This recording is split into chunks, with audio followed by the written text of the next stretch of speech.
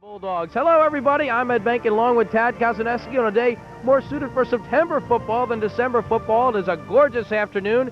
Hammonton and Bridgeton, two division rivals ready to play for the title. And Tad, even though they're division rivals, this is the first time they met this year. An odd scheduling quirk. They play in the same division. They don't play in the regular season, so why not settle it right here on the field? An interesting side note, we mentioned the game last week that St. Joe's would win the division title. Well, the athletic directors had got together, and now we'll have co-champions. So you're going to see the co-champs today with St. Joe's, Bridgeton, as they take the field today. The Hammonton Blue Devils are taking the field right now. Hammonton has been battle-tested in this tournament so far. After rolling over Woodstown, they had to gut out a win at Kingsway down 13-0. And there's no secret to success for Hammonton. It's the strong running of Greg Silvestri. Silvestri is outstanding. Not only does he run the ball in a power formation, an outstanding defender, but he also has 2 touchdown passes this season. And that was something I was very impressed with in the St. Joe's game. You'll see 4 or 5 times today where he'll get the pitch, and he will look to either pass or run, and usually those plays go for some big gainers. Well, it will be the power running of Silvestri against the speed of Bridgeton. The Bulldogs have a ton of big playmakers, and leading the way is their quarterback, Ed Cruz. He can do it all. Literally does it all, offensively, defensively. On the offensive side of the ball, he's passed for quite a few touchdowns. He's run for quite a few touchdowns. He's run back an interception for a touchdown defensively, and he has 2 field goals to his credit. He's the man Hammonton has to stop. Well, both teams have shared success in group championship games in the 90s. Today, one of them will end the 90s with a Group 2 crown. The Hammonton Blue Devils and the Bridgeton Bulldogs coming up next right here on TSM.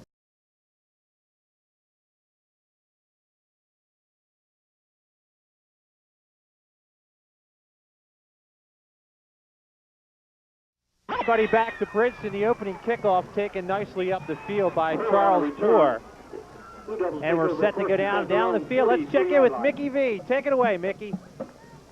Thanks, Ed. Well, I spoke to both coaches. Coach Dave Ellen said simply, what are the keys to the game? Greg Silvestri, Greg Silvestri, Greg Silvestri. But he also said, watch out for Mazzio trying to get around that corner. But the real key, he said, can their offensive line stop the defensive pressure? Coach Lancetta said, well, one thing when you play Bridgeton, you have to defend the whole field. As Tad mentioned, they must stop Eddie Cruz. Back to you guys up in the booth. And there he is, Silvestri to start the game, and he's wrapped up by McQuan Dawkins. Let's take a look at the offense for Hammonton. And here's the starting offense for the Blue Devils, led by their new quarterback, at least coming in late in the year, Chris Patrick, taking over for Mike Mazzio.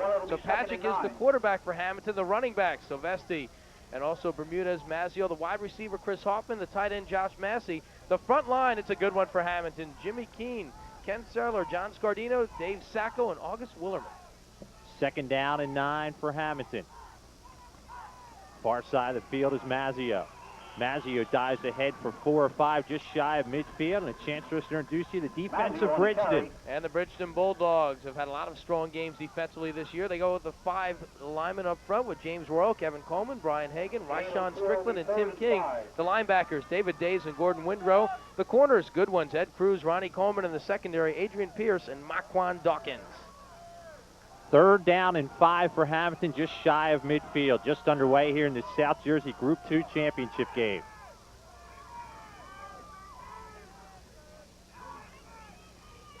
Pagic back to pass, rolling to his right, and he is sacked. Beautiful pressure from behind. Brian Hagan, the senior, on the sack, and the punt team will come on the field. Well, Brian Hagan is not the biggest nose tackle in the world, but he is one of the quickest at 205 pounds at 5'10". He got a burst through the line, and when you give him just that little bit of leeway to get through, he can make a big play just like that. So Hammonton now set the punt deep in their own zone, about to punt their own 25-yard line. Tad, there is very little bleacher space already, and we've just kicked off. Flag down on the play. We had talked about it earlier in the pregame, how these are great football towns. These are great high school football towns, rich in tradition, a long history of Bridgeton and a long history at Hammonton. So you expect not just a lot of the fans from the school, but a lot of the people in the community on both sides out for this game. Penalties against Bridgeton. That'll cost them 5. It'll leave them 4th and 8. As Galea in the punt. Back to receive the punt will be McQuan Dawkins and Ray Garcia. Taking a lot of time, but getting the punt off. takes a Hammonton bounce, and it's picked up at the 28-yard line. Gives us a chance to introduce you to the Bridgeton offense as they take the field for the first time. And this is one of the more explosive offenses, not just in Group 2, but in South Jersey. The Bridgeton Bulldog offense is led by their talented quarterback, Ed Cruz. David Days, the playmaker and running back, along with Brian Hagan, the fullback. James Royal, the wide receiver. Two tight end formation with Tim King and Robert Shepard. The front line for Bridgeton, Brown, Schaefer, Gates, and the two Colemans, Brian and Kevin, anchor that right side. First and 10 for Bridgeton from their own 28-yard line. Start it with Days. Days is hit hard in the backfield. Nick Procaccini, the sophomore, on the hit, and now a chance to look at the defense of Hammonton. Well, Nick Procaccini just introduced himself, but let's take a look at that alignment for the Hammonton Blue Devils. Al Giagostino, August Willerman, Steve Scafidi, Frank Morley, and Anthony DeStasio make up the front line. Charles Poor and Procaccini, who just made that great play. The corners are Greg Sylvester and Chris Hoffman, and the secondary is completed with Michael Mazzio and Timmy Hiltwine. Come on, live! Bridgeton loses 2. It'll be second down and 12.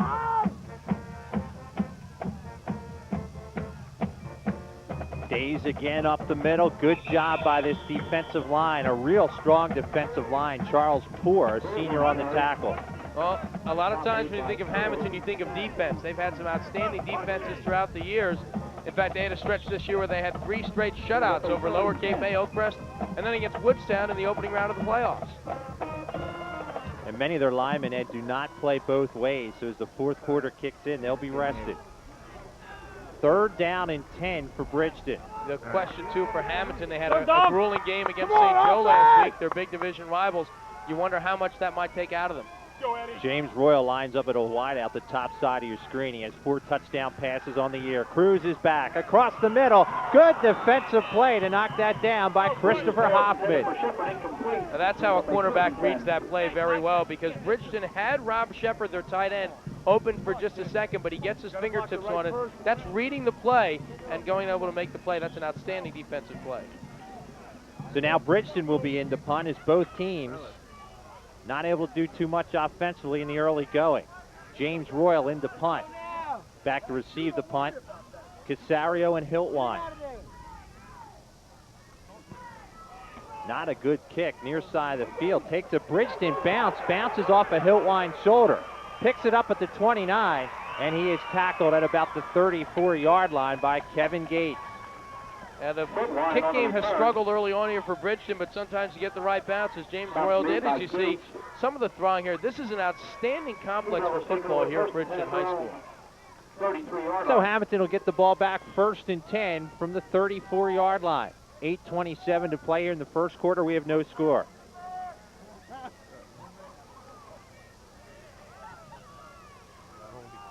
So far, the Hammonton defense did their job on the first series. Sylvester met at the line of scrimmage, ducks ahead, maybe for a half a yard. McQuan Dawkins in there on the tackle. Dave Ellen said earlier this week that even when you stop Greg Sylvester, he's always going to fall forward for 2 or 3 yards. And we just saw that right there. And we know Sylvester will carry the workload for this team. We've seen it before. Watch as he's hit. Loses his balance. He's going to go down, but look, he goes forward instead of backwards. Turns a 1-yard gain into a 3-yard gain. Second down and 8 for Hammonton. Just outside the 35.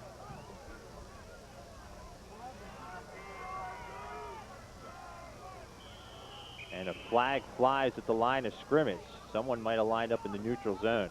Well, one note as we check the penalty, we were talking about Sylvester, and when you average over 25 carries a game, is you do see the penalty there against Bridgeton, you know you're going to carry the football a lot. However, as hard as this is to believe, because of the emergence of Michael Mazzio, and because their quarterback, Chris Patrick, has played so well, they do have other options. They're not as one-dimensional as they were last year, including one game where Sylvester last year against Oakcrest had to carry the ball 52 times. From a stat standpoint, Sylvester 22 touchdown runs in the year. Mazzio has 6.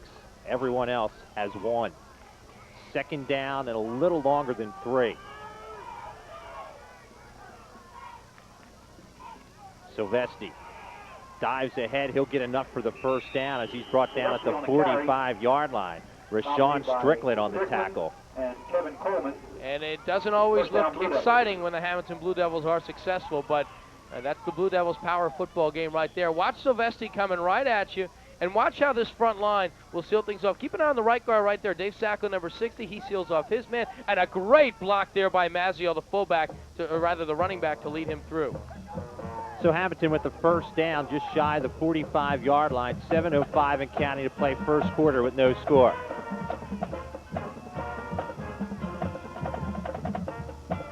Silvestri backs ahead for 3, maybe 4. Tackled by David Days. And early on, it looks like the senior is certainly going to have a high carry total again, once again today. Mazzio on the year has just been chewing it up on the ground. He has 1,543 yards, and he adds to that total. Good blocking again on that right side. You saw the block thrown by Jimmy King, the left tackle. The problem was, as he blocked his 2 men over, one of them went into Silvestri. Leave the Blue Devils with a 2nd down and 7. Just shy of midfield.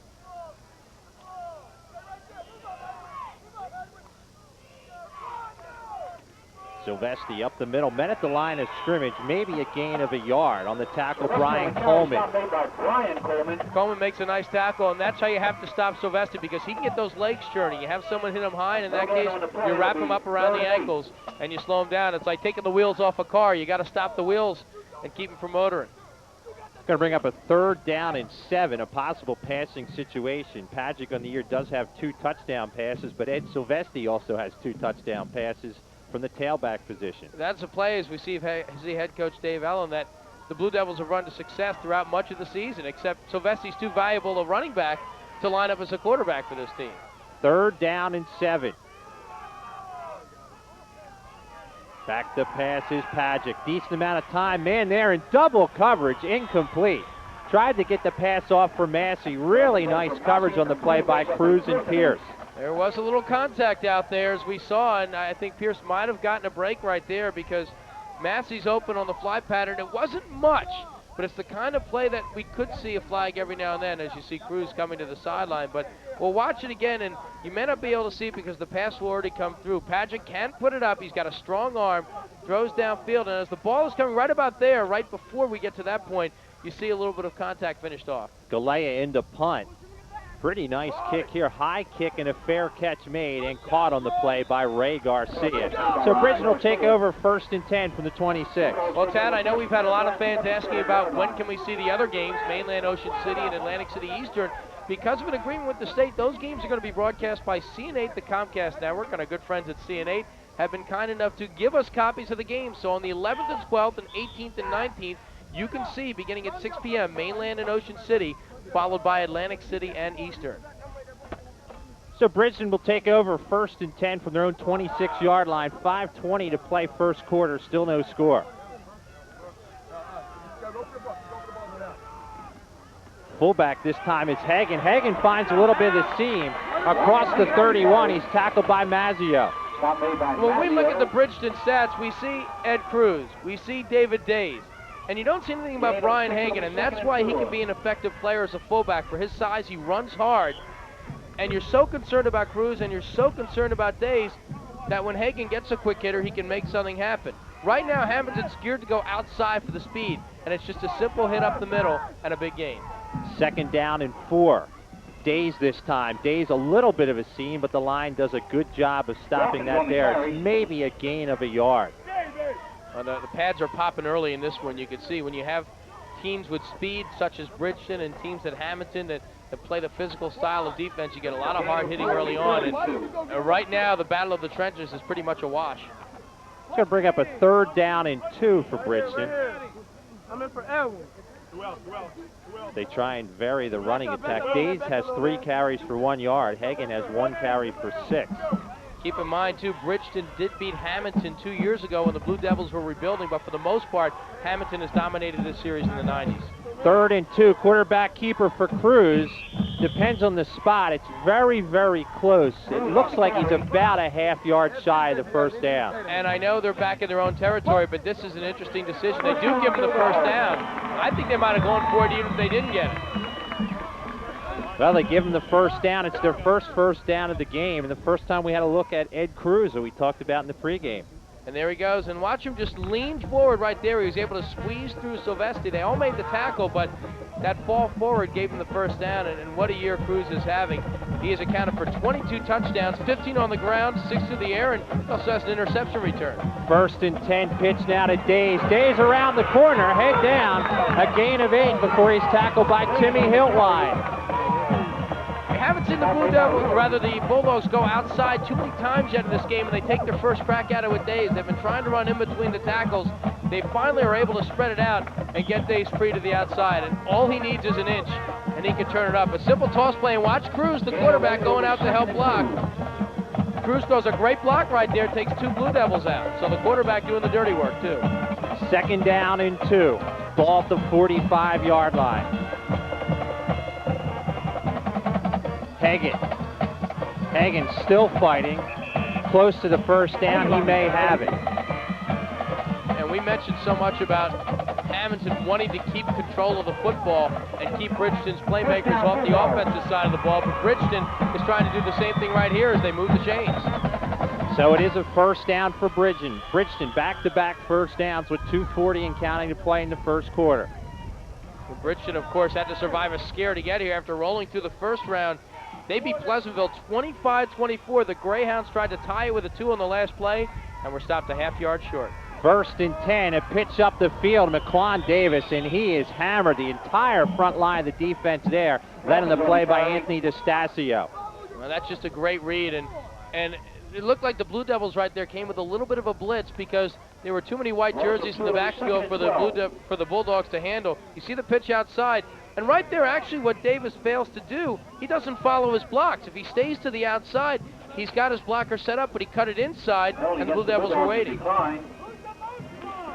Penalty declined on the play to bring up a 2nd down and 13. And that's something that Dawkins will be told when he gets to the sideline is follow your blocks. In fact, we could hear some of the coaches yelling it too.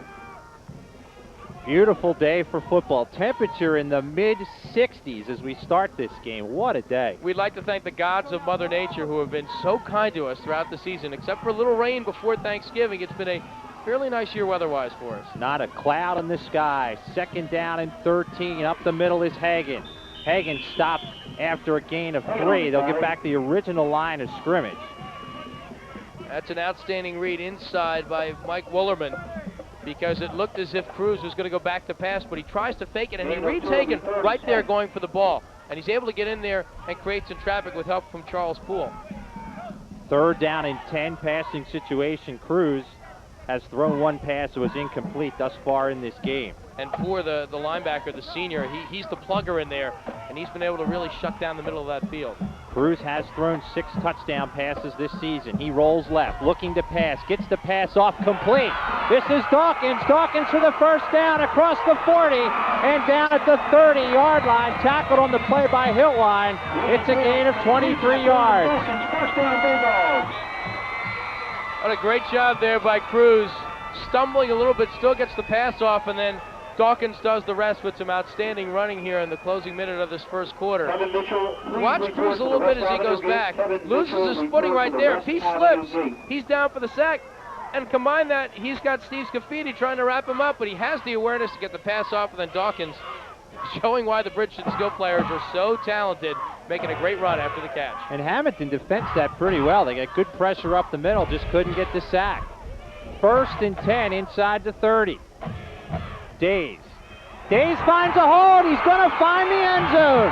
Bridgeton's on the board first. They lead it 6-0.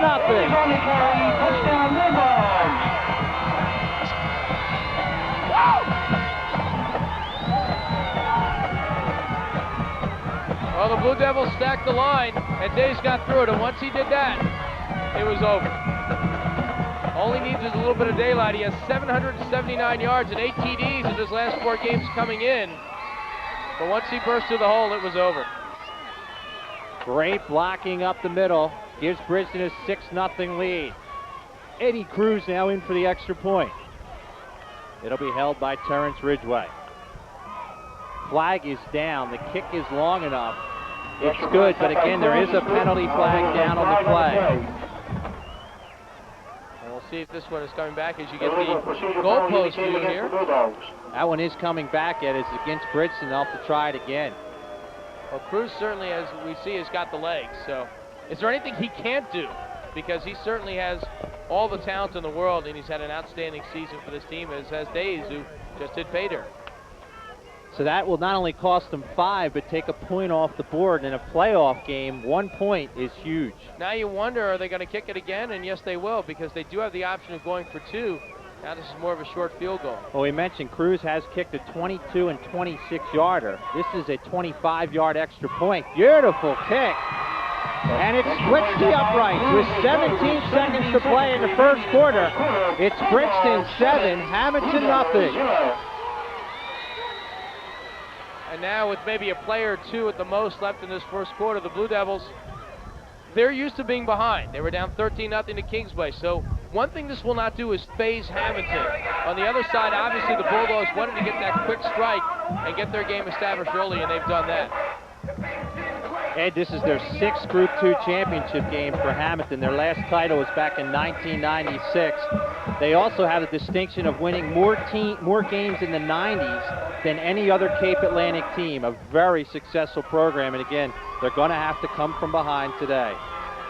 Pete Lancetta's squad does not have too many losing seasons, especially since he's taken over. They had one in '97. That was the one down year. The year before, they'd went unbeaten and won the Group 2 championship. And boy, they were in Group 1 for a couple of years, and everyone wanted to see Hammonton-Paulsboro, but they just weren't matched up on the right years. Derek Small in to kick off. It's a short kick near side of the field. Silvestri across the 20, and he is hit at the 27-yard line, covered on the play, and brought down. 1st and 10 Hammonton with 12 seconds to play in the first quarter. And the fullback, Brian Hagan, applies the hit. The earth moves as both of those fullbacks collide. That was, at the risk of sounding corny, that was a championship football game collision right there with those two. Bridgeton on this field won the Group 2 championship game 2 years ago. It was their first championship in 50 years. Trying for number 2 here. Hammonton with a 1st and 10 from the 28.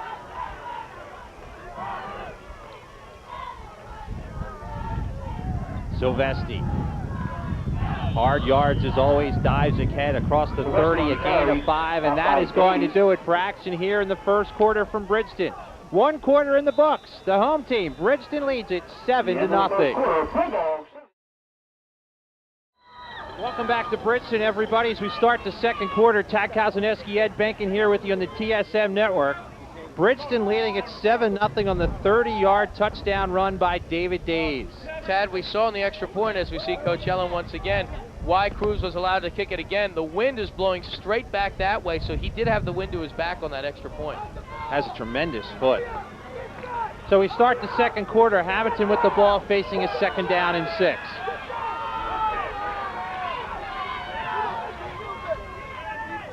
Quick hitter far side of the field. Mazzio dives it ahead, very close to the first down. Good catch there on the play by D'Agostino. Very close to that first down again, Ed. And that's why Hammonton is so successful.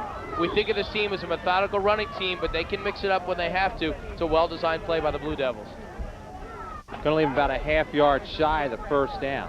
An early critical 3rd down play coming up here, but first, let's watch this quick hitter going outside. It's a simple play, and Hoffman is ready as he makes the catch, but this is big early on. The Blue Devils don't get this. Clearly, Bridgeton's got the mo.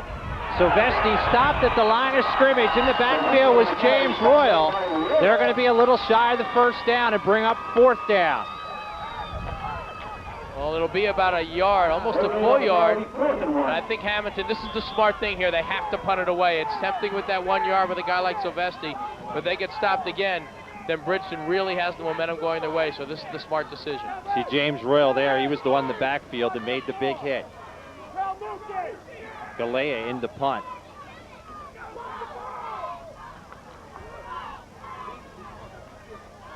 Bridgeton playing return. Short kick, about the 30-yard line. Caught and tackled quickly is McQuan Dawkins. Starting in January on TSM. 1st and 10 from the 29 for Daves. Daves still on his feet across the 36-yard line. It's a gain of 7. Well, before that touchdown, Days hadn't carried the ball too many times in that first quarter, and now he's kind of getting into his game. And with any outstanding running back, the more you touch the ball, you get into a flow of the football game. And Days is starting to do that right now. He is beginning, as he did for the touchdown, to make people miss. Days has 6 carries for 46 yards in the game thus far. 2nd down and 3. Under 10 minutes to play in the first half. Hagan, the fullback, tries to get around the corner. Good tackle on the corner by Christopher Hoffman. Flag does come down on the play. That is a great play by Hoffman, staying with his man. Looked like he was beaten for a second, but he got around the ankles and made the play. And this one will go against the Bulldogs. Hey, that's the 4th penalty against Bridgeton. They've now been penalized for 25 yards. And Hammonton, I think despite the tackle here, you have to take the penalty as they do and drive Bridgeton back. This could be a game of field position as well today. There you see Brian Hagan, the fullback, senior, 205 pounds. Hagan this year has 4 touchdowns. Still amazed, Tad. It's the first weekend of December. It's a championship football weekend. Everyone's got the short sleeves going, and the weather is just perfect with the temperatures in the 60s. 2nd down and 11 for Bridgeton. 1 wide out to the near side is Tim King.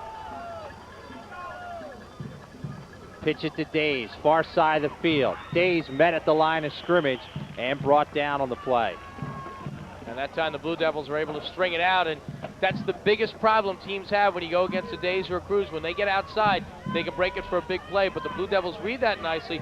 Watch all the white jerseys go to the right. Everybody immediately goes to the right side, and an excellent play there by Hoffman to beat his block and to slow him down for the hit. 3rd down and 10 for Bridgeton. Cruz is 1 for 2 for 23 yards passing. No surprise, that was Charles Poor finishing off the tackle. He's had a big half so far. 3rd and 10. Spinning back up the middle with it is Hagan. Hagan for about 4, and that'll bring the punt team on the field. That's a big stand for the Hammonton defense. They give up the touchdown, they get stopped on 3rd and 1, but they come right back.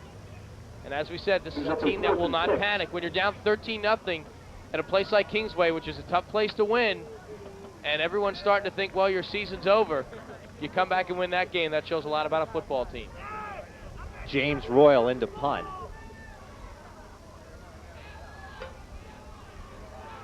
Be punting into a breeze. High kick.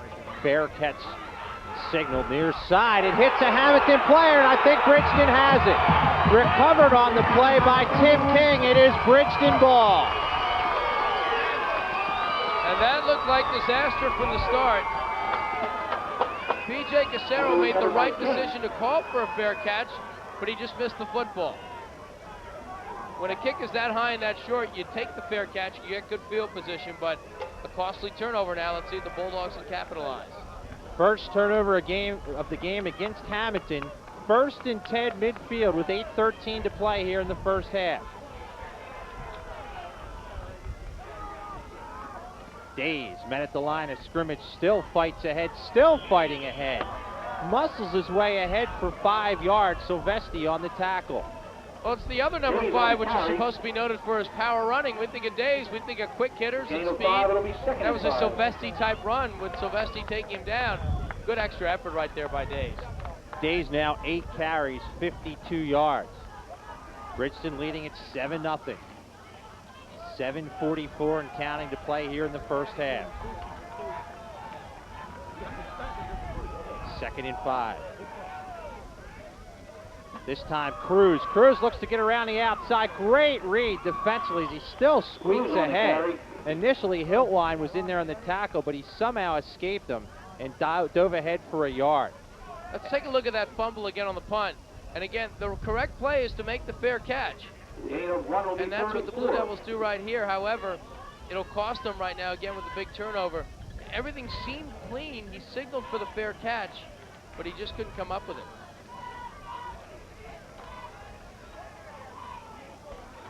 Probably have to come back with that in a second here as we get a 3rd down and 4. We'll try and give you a shot of that in a second. 3rd and 4, the tailback. Days for the first down as he gains 7, almost 8 yards on 2nd and 3rd effort. They had him stopped. They had him stopped behind the line, but Days makes people miss again. What a tremendous run by David Days. And the scary thing is he's only a junior. heck of a runner. His stats very impressive coming into this game. 1,300 yards of rushing and 12 touchdowns on the season for days. This is what's scary for the rest of the division. Several of Bridgeton's top players will be back next year. They do lose Cruz and they do lose Hagan, and they do lose much of their front line, but a lot of their skill players are back. 1st and 10, Hagan. Hagan brought down the line of scrimmage. DiAgostino in there on an ankle tackle. And the Hammonton offense has not had much time to run their plays on the field. Bridgeton has a huge time of possession advantage as they've been able to maintain momentum throughout. 2nd down and 10 upcoming for Bridgeton. They lead it 7-0.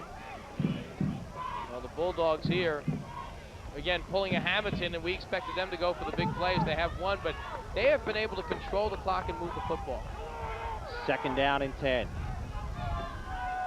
Here's Cruz. Cruz around the corner. Nice gang tackling there. Timmy Hiltwine held his ground on the tackle. Also in there, Michael Willerman. You want to see how free safety is supposed to play on a play? Watch Timmy Hiltwine, the sophomore right there. He read that play tremendously and came up and made the hit. Here's Cruz, and this is the first time we've seen him roll out for a run yet. Watch number 7, Hiltwine. He comes all the way from his safety position, coming in right there, and he makes the play. Got some help from Mazzio too, but that's safety play at its finest. 3rd down and 10 for Bridgeton. Clock winding down in the first half, 5:15 and counting. Big play here early on 3rd and 10. Cruz rolling right, looking to pass, pressure on, gets by one man, he's going to try and run for it. Backs ahead, short of the 1st down, he's going to get 5 out of it. But a good stop there by Hampton. It's going to be a 4th down and 5. He had to outrun Michael Willerman to get outside, and he did. And situation right here, I think the Bulldogs go for it right here because you're a little too close for a punt. You're on the 33-yard line. Obviously, it would be too far out for a 50-yard field goal. But watch Cruz. Has to get by Willerman right there, slows him down a bit with the jersey, and then has a little bit of open space. The Blue Devils do a nice job of reacting to that, and Force slows him up before the tackle's made by Sylvester. They're taking a lot of time to get this play in on 4th and 5. They could take the delay if they can't get the play off and then punt it away. 4th down and 5. Back to pass is Cruz. He slips. He's going deep. Has a man there. It's up for grabs. It's incomplete as the pass was intended for Shepard. Probably should have been intercepted. A good job to let it down. Now, Ed, looking at our quarterback, Cruz is down and he is hurt. I think he might have gotten hurt when he slipped. Oh boy, this is devastating right now for Bridgeton if this happens. Hopefully he is okay. You're surprised you're seeing him slip as much as he is because as you can see the field is dry, it's in perfect condition. Hopefully, again, it doesn't appear that it's his knee he's looking at, fortunately. Let's watch Cruz again on that play. Looked like he was actually hit as he got that pass off. He stands in, there he slips and gets the pass off. I'm not sure where he got hurt. It didn't look like he was hit on the throw. It must have been when he slipped. Total guess here, Ed, on the slip. Sometimes you can pull a stomach muscle or a muscle somewhere in the stomach area, and he grabbed for his stomach instantly. You see him there, and that's the area they're going for. Well, again, we'll see exactly what happens, but it looks like he's going to be okay, and that's a great sign here for this football game. You hate to see a guy like Ed Cruz come out of the game, and Ed Cruz may be coming out of the game, but Mickey V's got his game face on, and he's got another guest on the sideline. Go ahead, Mickey.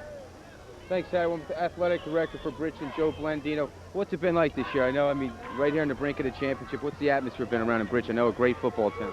I'll tell you what, we have a lot of tradition here in Bridgeton in football, and today's crowd and the atmosphere and all like that is an example of what we have here with our field and our stadium and everything. And we have a lot of pride here, and hopefully we could bring it all home to us today. And let's talk about early in the week, you were named co-champions. You know, some people say, well, you played St. Joe head-to-head, you lost 7-0. But others say, well, common opponents. You guys literally wrecked Buna where they lost to Buna. But your feelings on being named co-champion? Well, I think we deserve it, and I think, and because the way the schedule was, see, St. Joe's never played Pleasantville, and we actually beat Pleasantville on the field twice.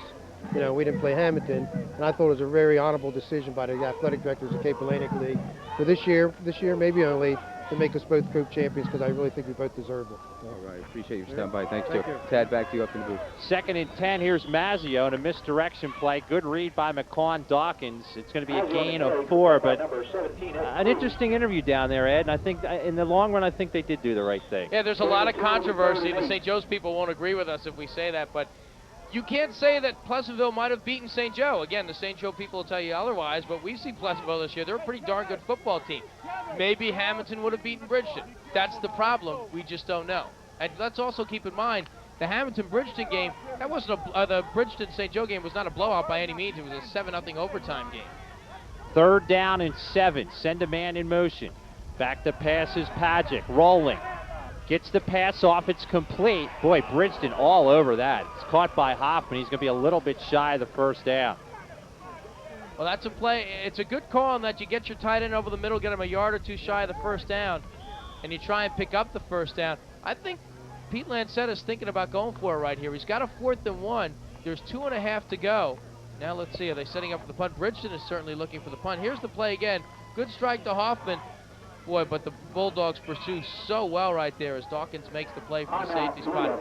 Yeah, it's such an important play in this game that Hammonton will spend a timeout to think about it on 4th and a yard. Here's a look at some of the sights around Bridgeton. You see they have a zoo here, Ed, in town. It's fantastic. It's about a half a mile off the complex here, and there you go. There's some of the signs here as we tour Bridgeton a little bit. It's a beautiful historic town and a lot of history down here in Bridgeton. Tad, I know we've been down here during the week getting ready for the game, and of course we drove through town today. It's gorgeous this time of year too. When the weather's like this, it's certainly extremely helpful. But tremendous zoo here, a lot of historic feel when you drive around Bridgeton. We get set for our first pivotal play of the game. It'll be 4th down in the yard. I think they're going to punt, Tad, because Hawkins is set back for a return, so the Blue Devils talk it over and decide to punt it away. Galea in to kick for Hampton. You never know, they may fake here. Keep an eye on that. They will punt. Nice kick here. Back to take this is Days. Check that, that's McQuan Dawkins. Dawkins, a great move here. Dawkins slipping down. Now a flag flies. Now more flags fly, and usually that's bad news for the return team. That was a hanky convention. 3 of them went down. This will go against Bridgeton. So you can't argue the decision. 2:09 left. It's not going your way if you're Hammonton. You have an excellent punter. I think Pete Lancetta did the smart thing. So you get a look at it here, trying to return this is Dawkins. He makes some nice moves, Ed. He made it interesting, and I think the advantage he had is when he first misses the ball right there and has to go back or gets the ball, he's able to turn the 3 Blue Devils around, but finally got some penalties against the Bridgeton Bulldogs in the block. The Blue Devils are finally able to track him down, and Tad, we see more slipping on this field. Again, it's a little surprising, even though Cruz is back in the game after being shaken up, that we're seeing so much with the field as dry as it is. Beautiful day for football. We have 2:09 to play in the 1st half. It is 7-0 Bridgeton. They will start inside their own 10 from the 9-yard line. Could be nerve slippage, as we like to say. When you're playing in such a championship game, you're so wound up, you never know. 1st and 10 from the 9. Days slithers ahead across the 10 to the 14-yard line, a gain of 5. Now the next play will be interesting for Hammonton. They have 2 timeouts left. I think if they can stop Bridgeton here, hold them to no gain or force a loss, they might think about taking a timeout here, because if they can hold Bridgeton to a 3 and out, they should have excellent field position. 1:48 and counting to play here in the 1st half as we look at it again. Straight ahead running to Days. Hagan throws the block, and Days just finds a little bit of hole to squirt through, but there again is Charles Poor. Has to fight off his man and make the tackle at the same time. What a game the senior is having. 2nd down and 5. One wide out the near side is James Royal. Days tries to get around the corner. All over that is Silvestri. We'll see if they spend a timeout, Ed, and they do, and stops the clock with 1:20 to play in the 1st half. Now, Pete Lancetta almost ran out to the field calling timeout on that play. Well, Days up the middle. Days with the seam again. He's going to get the 1st down, a gain of 11. Covered on the play nicely by Hiltwine. Well, they go with the quick hitter this time for Days. They've been using their fullback with the quick hitter, but this time Days takes it. And now Bridgeton has a chance to do some things with 1:12 to go. Follows his block. Here comes Hagan. And then a big hole. Good job by that offensive line, particularly up front by the center, Kevin Gates. He cleared a huge hole. Great blocking by Hagan. He's done a great job. 1st and 10 from the 25. Under a minute to play 1st half. Pitch it to Days. Days looks to cut it ahead. Days, good run here. Going to be a gain of 6 or 7 as he gets across the 30, and now Bridgeton will spend a timeout. And you see Cruz right behind him. Boy, that is a quarterback who loves to block. He's ahead of the play after he makes the pitch. and is out throwing a block again. Watch the run by Days, but watch 17 to the left of your screen.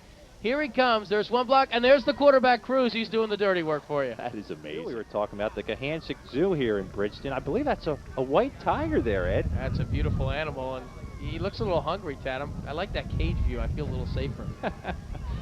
The zoo just off the highway here, just off the complex. We'll run up some of our extra people with some raw meat down at the station and throw them in there, see how much fun they have. Draw play to Days. Days has the first down up towards midfield. He crosses midfield. Days across the 40 and down at the 36. A first down and more, and Bridgeton will spend another timeout. And it's a gain of 36 yards, and on that run, Days has over 100 yards. And I think the Blue Devils are so concerned with Days going outside that he's getting them inside. It's straight ahead football, and I think it's catching the Blue Devils off their heels a little bit. First and 10, Bridgeton. Back to pass is Cruz. Cruz goes for the out play, far side. What a catch on the far side of the field. With the elevation to make it there is James Royal. That is enough for a first down, a gain of 15. And a perfect strike by Cruz. That's a timing pattern. Cruz has to put this football on target, and he does. Well-designed play, right in between the numbers between two defenders. Obviously well-coached, looks very disciplined so far. Cruz passing thus far 2 for 2 for 38 yards. Second and 10. Days. Days gets through the initial front line again. Give him 5 on that carry. And a timeout called for Bridgeton. They stop the clock with 15 seconds to play. That's their last timeout. And here's where Bridgeton has to be careful. Third and 5 with 15 seconds to play in the first half. Cruz back to pass. They are going for the end zone. Have a man there. Beautiful defensive play. Saving the touchdown was Timmy Hiltwine. That's exactly what he did. That is a great play. An outstanding first half for the free safety, Hiltwine. He's the last line of defense. That's a touchdown. It's a well-designed play. The ball is there. The receiver, James Royal, is there. Hiltwine's the last line of defense. He reads the play. Watch him knock it down. Cruz stands in the pocket again.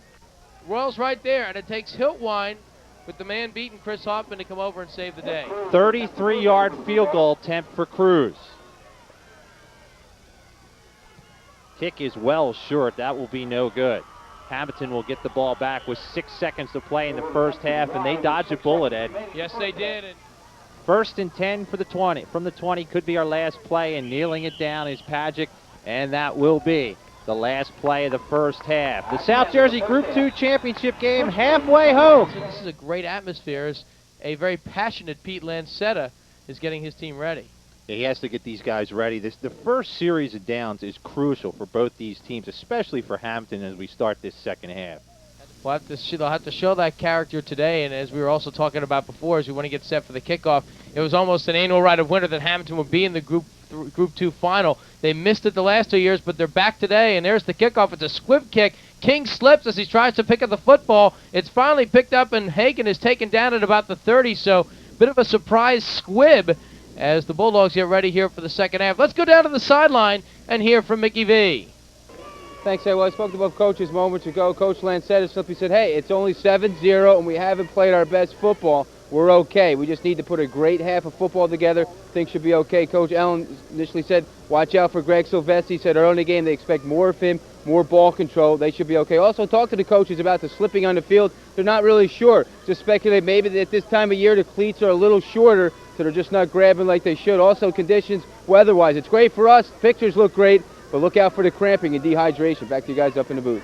All right, Mickey, thank you very much. As the Bridgeton Bulldogs will start from inside their 30, and Days has a hole, and he gets across the 35 near the 36-yard line. So David Days, with a quick start, picks up about 6 for the Bulldogs. And you can see how Davis is off the handoff. He hits the gap real quick, just puts his head down, does a great job up the field. He's getting some great blocking at the point of attack. Well, David Days is getting that blocking, and he finds a hole, and he works it through, and here come the Bridgeton Bulldogs. And we were talking before, Ted, this is a huge drive here. We were talking with Dave Savo, one of our commentators who's up with us. This could be the drive of the game right here early on to start the half.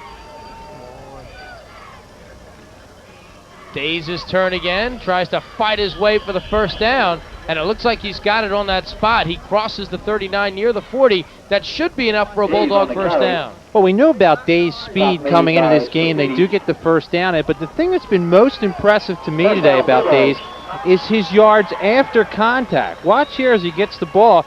He's hit pretty early on in this play, but manages to string it ahead for 2 and 3 more every time as Silvesti's in there on the tackle.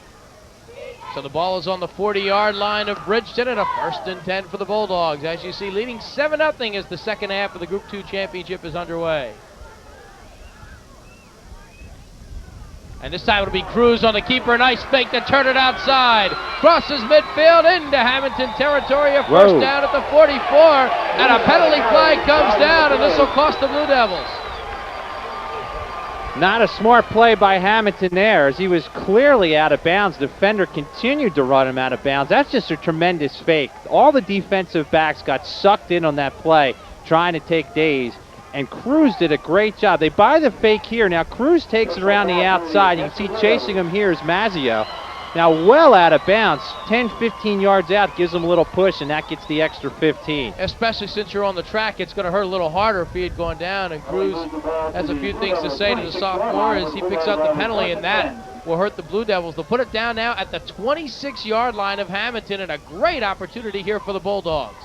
There you see Ed Cruz on that run there. Tremendous job. He has over 23 yards of rushing thus far in just 5 carries. So from the 26-yard line, 1st and 10 for Bridgeton, just underway here in the 3rd quarter. Days will take the carry, crashes to the middle of the line, but the Blue Devils are waiting for him there. Steve Scafidi, the nose tackle, plugged things up. It's the first time in a while Hampton's done a good job stacking it up at the point of attack. This is where this line for Hammonton has to really start plugging these gaps, giving the linebackers some room to come up and make these tackles. They need to make a stop here, Ed. So he picks up one. Ball is on the 25-yard line. 2nd down and 9 for the Bulldogs, who lead 7-0 and have dominated the time of possession so far in this one. Already had one missed field goal before the end of the half, so they've had some other chances to score. Blue Devils have dug in. It stays again, trying to slip off tackle right, but Greg Silvesti is there to meet him. Another fine play by Scafidi and also August Woolerman to bunch up the line. But again, defensively, Hammonton does a good job of containing there. Everyone's staying at home, holding their ground, and fighting off the blocks. You'll see here the left side of your screen as Silvesti will come in and make the tackle. But again, everyone's plugging the gaps right now. And here's a big play for Hammonton early on here, Ed, in this second half. It is 3rd down and 7 for the Blue Devils. 9:20 to go in the 3rd.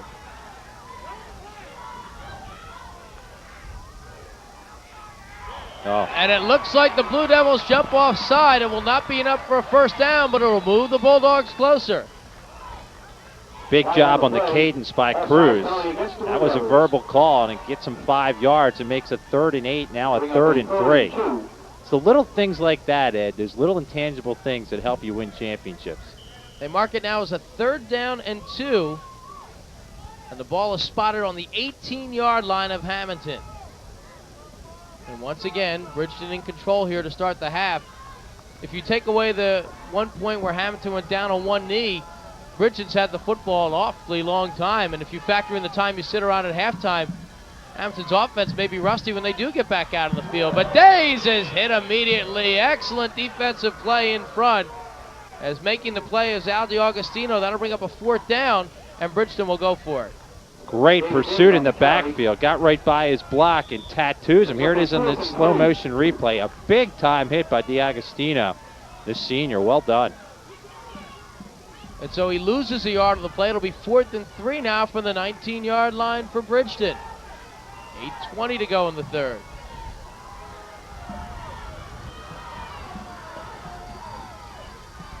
Pitch to the outside to Days, and he's creamed. Another big play defensively by Hammonton. As coming up to make the stop for the Blue Devils was Michael Woolerman, and the Hammonton defense once again bends but does not break. If Hammonton goes on to win this game, remember that series right there. A big play on 3rd down, a huge play on 4th down, and already you can sense the momentum here. Now Hammonton needs to make a nice drive up the field and let Bridgeton know they're here to play. As we'll look at this again. Look at this pursuit in the backfield. No one picks him up. Good job by Willerman on the hit. And Days may not have been going anywhere, but you see he slipped once again. So 1st and 10 now for Hammonton from the 19. Outside, Mazzio is tripped up, but the Bulldogs answer with some fine defense of their own. As coming in were Days and also Royal. Problem Hammonton's having right now is Bridgeton is just so quick. And Hammonton to this point has only attempted 2 passes that were very short. So they are really keying on the run and doing a great job of shutting it down. Brings up a 2nd down and 13 now for Hammonton as they move the ball back. The ball originally was spotted at the 22, so now it's at the 19-yard line. And the Blue Devils may put it up here. And back to pass goes Patrick. He's got time going for it. Oh, man is open and it's incomplete. Michael Mazzio was off to the races, but the pass was just overthrown. That would have been a touchdown for the sophomore as he got by the defensive back. They were playing the run all the way. A beautiful call by Coach Lancette and his staff. Unfortunately, a yard too long on the pass as we look at this again. Beautiful job here by Patrick. He sets his feet, does a great job to put this only where his receiver can catch the ball, but just a little bit overthrown. So now Hammonton faced with a 3rd down and 13. Well, don't forget, Michael Mazzio was doing quarterback duty, but then Patrick took over, and he's had an outstanding postseason, just led him a bit too far there.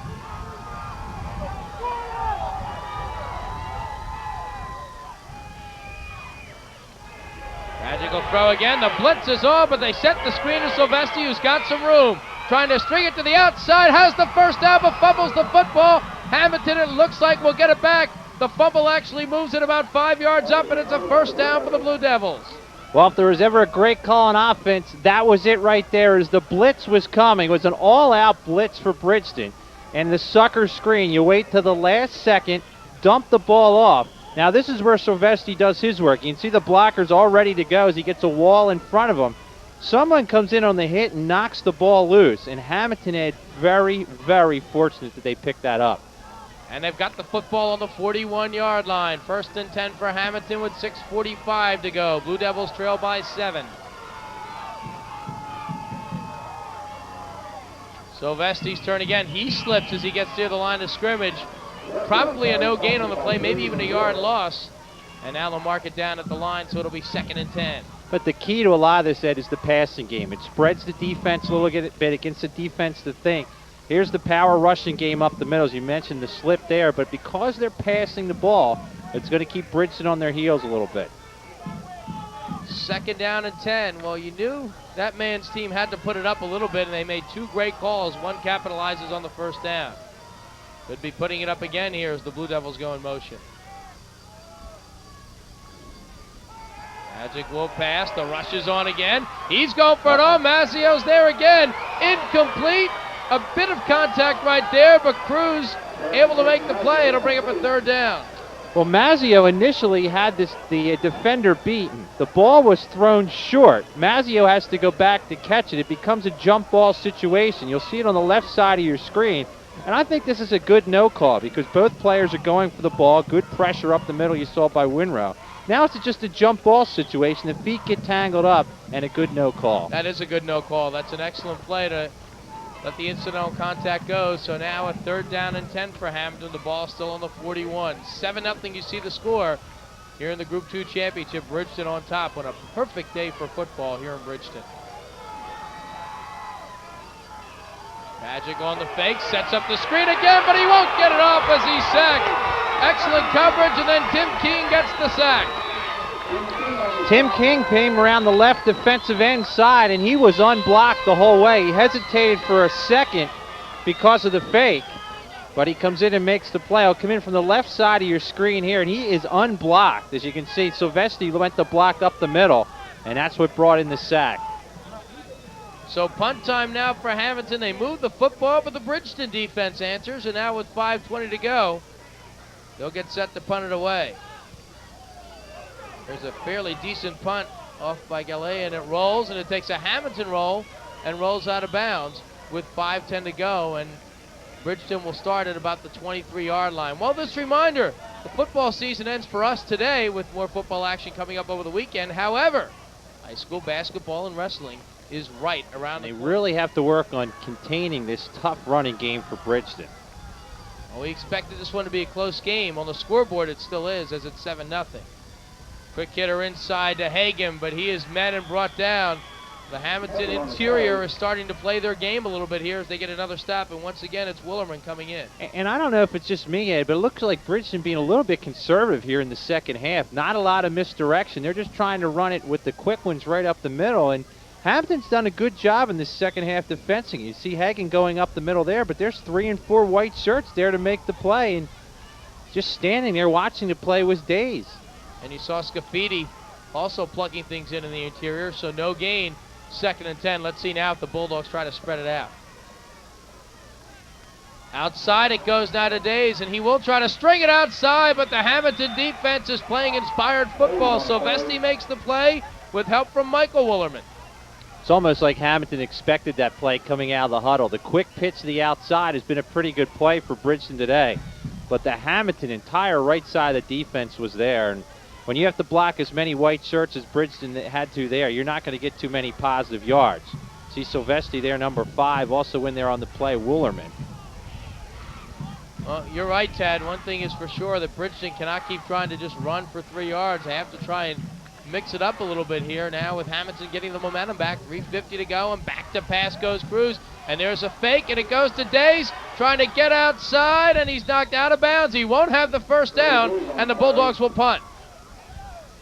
A huge sigh of relief on the Hammonton sidelines because their defensive end over-pursued on that play. D'Agostino came in and took himself out of the play, and that opened up the whole sidelines. Fortunately, the defensive backs recovered to make the play. See, the fake comes to the right side here, and there goes the defensive end. The play goes right by him.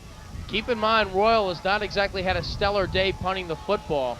His punts have been short, and the Blue Devils are standing back at the 44. Here is Royal's punt. He gets a good high kick away that time, however.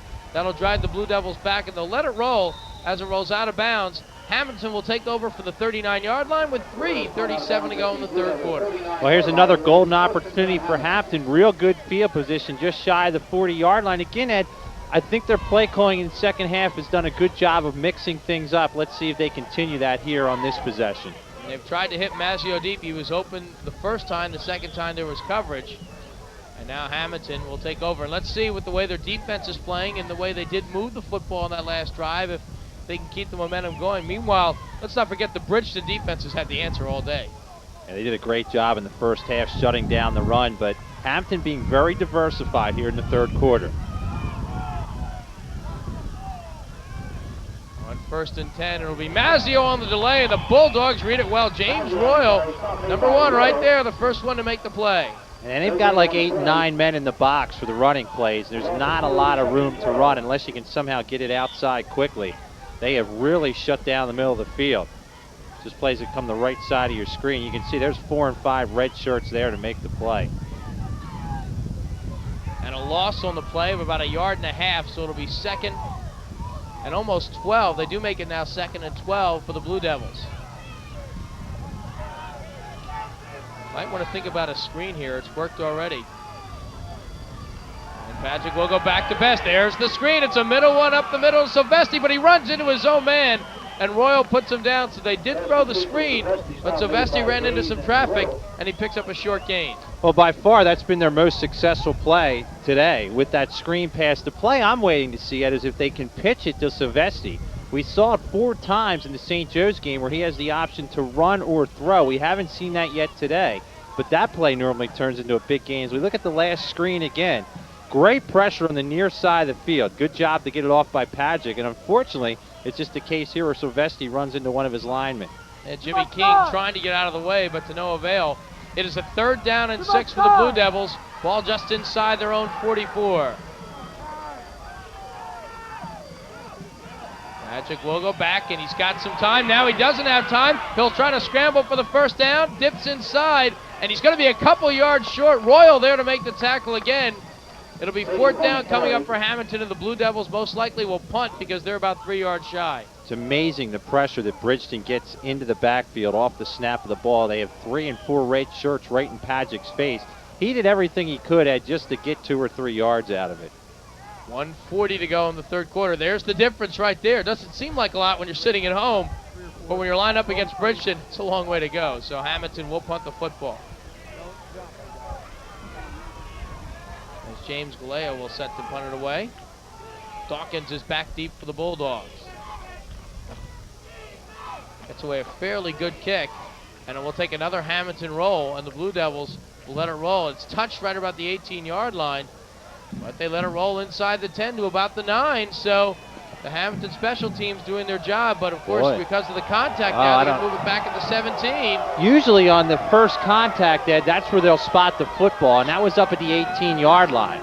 That should be where the ball will be spotted, and yes, it will be spotted at the 18.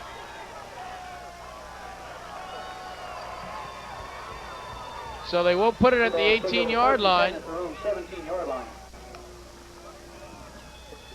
And head coach Dave Ellen, fortunate for him, pleading his case with 1:09 to go, and here comes Bridgeton.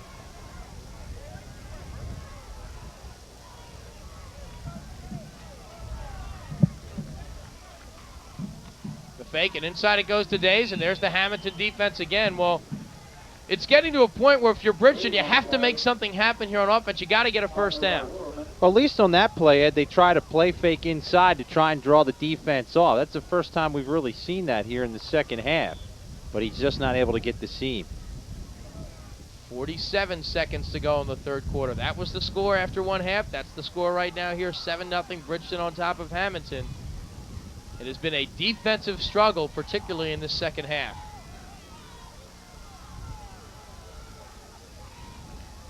The fake, and it'll be Cruz keeping it outside, turns the corner a little bit, but a penalty flag comes down. This one most likely is coming back. And the Bulldogs move closer to their own goal line. And now another flag comes down, and it came after the play. I think the second one might be against Hammonton. If it is, Ed, this may nullify the first penalty, which went against Bridgeton. This would be the second penalty out of bounds after the play by Hammonton. That would wipe things out. But again, the penalty came after the play. They're going to call offsetting, Ed. So they'll replay, and that's bad news for Hammonton because they not only had Bridgeton stop, but they would have had the penalty. But it looked like, and we don't want to necessarily point fingers, we're pretty sure that was D'Agostino who said something afterwards, and we see the indication there. Cruz can talk it up a little bit, we've noticed. So they take it back 10 for the holding, and they'll move it ahead 15 for the personal foul. So in essence, Bridgeton picked up 5 yards. And of course it will remain now second down because the penalty originally kept it second down, and now with the unsportsmanlike, it remains second down. So it is second down and 4. There's just 27 seconds left in the third quarter. The third penalty against Hammonton now, Ed, for 25 yards.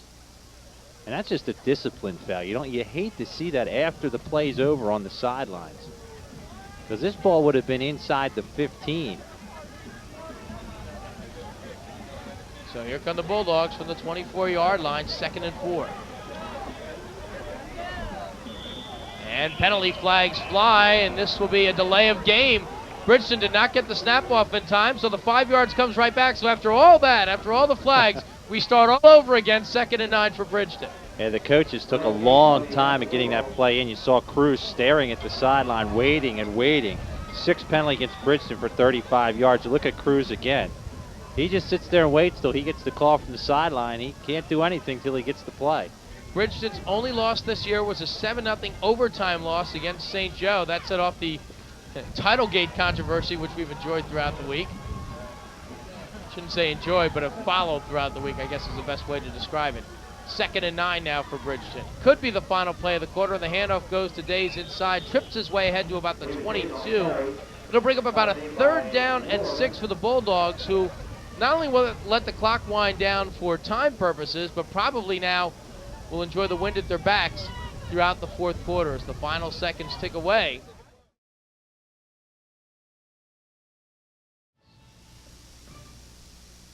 It'll be Cruz trying to keep it inside, but there's the Hammonton defense again. Some heavy hitting and a late hit maybe, but not enough to warrant a flag. As coming in is D'Agostino, who despite that penalty, has played well today. Well, in order to win championships, Ed, you have to make some big plays. That was a huge defensive stand again for Hammonton. The thing is now the offense has to get some points on the board. So Royal will punt it away, and Silvestri will take the return at the 47-yard line. 10 men at the line of scrimmage, Ed. There's the punt. Check that. That's Casario who sent the return, but what a punt by Royal. And he has to let that one roll, does Casario. Decent field position for Hammonton at the 34. However, could have been a lot worse from the Bridgeton standpoint. That was an outstanding punt. That was a 50-yard plus punt. Makes it that much harder for Hammonton. He's up here talking with Dave during the break, and he's a little surprised they haven't tried that post route to Mazzio again, that play that was wide open. They just missed for the touchdown, so we'll keep our eye out for that and see if Hammonton looks to go long with it again. So the ball's on the 34-yard line, 1st and 10 for the Blue Devils. They have moved the football a bit more in this quarter than they have in the first half, as they were held to just 1 first down in that first half.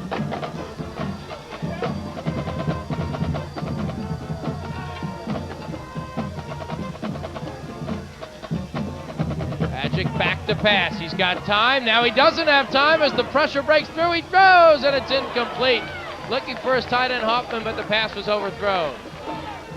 And it is amazing how much pressure Bridgeton can put on the quarterback, a lot of it without even blitzing. They had quite a few defensive backs down the field. It was a great job by Patrick to just elude this initial rush. He had 3 receivers down the field. Does a good job just to elude the Royal there. Now you can see with the hands up there trying to get the pass into Mazzio, just overthrows him.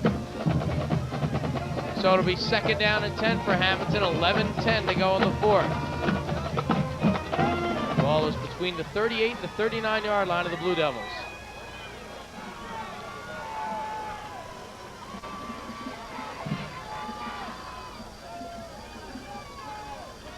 Magic will put it up again on 2nd and 10. Still looking downfield, throws again, and it is, I believe, incomplete. It is incomplete. The pass was low. Good coverage right there by Dawkins, but going for him was Josh Massey, the tight end. Hampton did a great job of pass protection there as Pagic rolled to his right. Had a receiver open, just underthrew him a little bit. I think it's actually good that he did underthrow him because the defensive back got in there in a hurry and almost picked it off. Do you go to the proverbial well and throw the screen again here on 3rd down? That's been their pattern thus far. I mean, you have to get something down the field. I don't think you're going to see a running play here. I'd still like to see that halfback where they pitch it to Silvestri and see him throw the ball or run the ball, his option. Haven't done it all day. Could be a good time to do it. We'll see on 3rd and 10.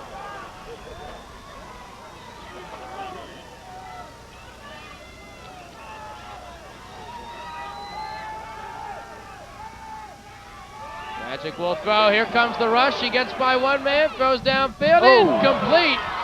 Mazzio almost had it. It was in his hands. It would have been close to the 1st down, but Bridgeton's defense digs it again.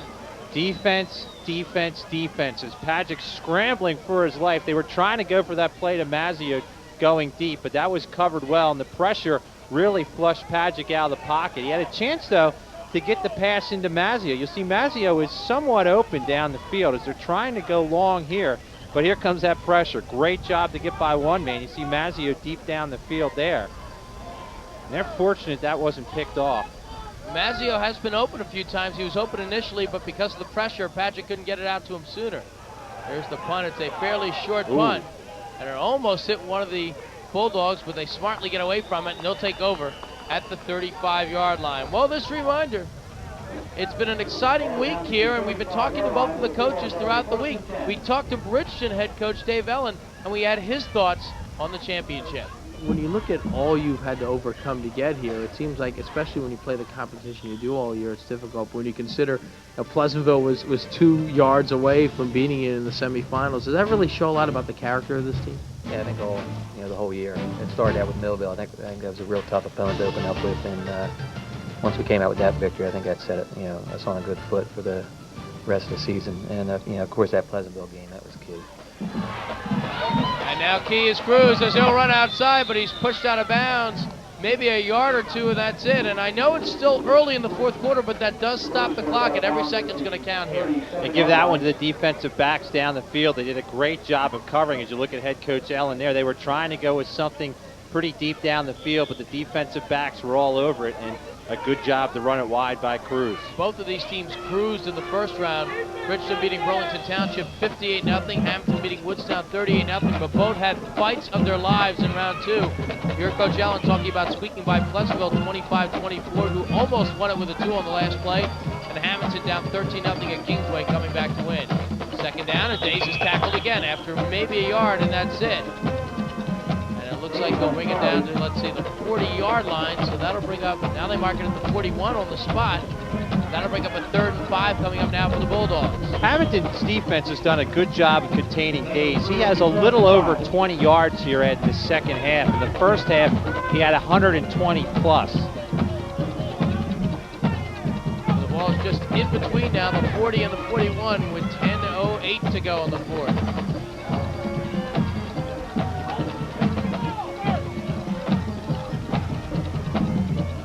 Cruz will put it up again. A quick pass outside to Days. He makes the catch. He's close to the first down as he stays in bounds, and he's got it. They'll put it down at the 47 on a well-executed play. Great catch, too, by Days. They just wanted enough for the first down. It was a 6-yard pattern to the short side of the field. It's a good job by Cruz to get the ball out there, but an outstanding catch by Days. It was not thrown in the best spot, but he makes a great catch. So 1st and 10 for Bridgeton, and this Bridgeton offense, I know it's 7-0. They really needed that, Tad, because the Hammonton defense has been strong in this half. Hampton's definitely had the momentum defensively here in the second half. Inside it goes to Hagan. Tries to stretch to midfield. You see the left-handed reach there by Hagan. As he was going down, they'll put him down just inside the 50-yard line. And as a defenseman, you got to keep an eye on that. You know he does it. He's done that every time he's carried the ball. As you'll see it again, right up the middle of the field. You get a good look at the blocking here for Bridgeton. Try and trap up the middle, but good job by Hammonton to seal that in. 2nd down and 7 for the Bulldogs on their own 49, 8:55 to go. Cruz back to pass, and he's got time. Now he's under pressure. He'll take off, and he's got a ton of room. Cruz with the first down and more to the 30, to the 25, and a big play by the senior quarterback for a first down. Again, they're looking downfield for the big pass play. Everyone on Hammonton over pursued to the near side of the field. And it's a great identification by Cruz to realize the long side of the field is wide open. You can see here he's going to drop back, and they're looking deep to make a big play here. Good job by defensive backs to shut it down. Nothing there. Now the whole left side of the field is wide open. Cruz takes it there. There's the only 2 shirts that have a shot. Great block there in the corner, sealing out by Hagan. And the rest is Cruz. From the 25-yard line, and now here goes Days. Fights his way down to the 20 to the 19, and it looks like that run by Cruz is providing a spark for the Bulldogs. It's almost in the situation where Hammonton's almost going to have to start really gambling to put some extra pressure on. They're getting closer and closer to field goal range, and time really becoming a factor. 2nd down and 4 now as they put the ball just outside the 19-yard line. And as Tad mentioned, the clock continues to wind. 8 minutes and 10 seconds to play.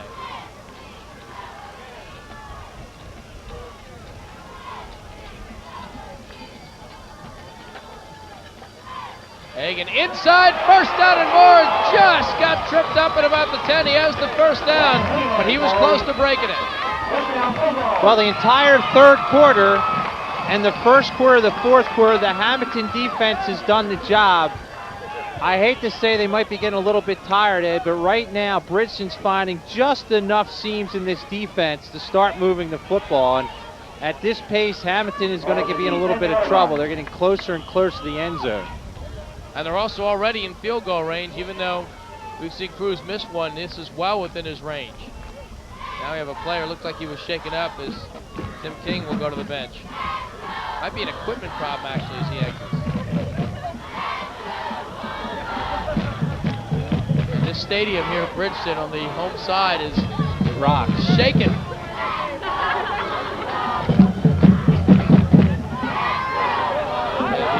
Bulldogs and their fans smell a championship. They might be real close to one if they can score here.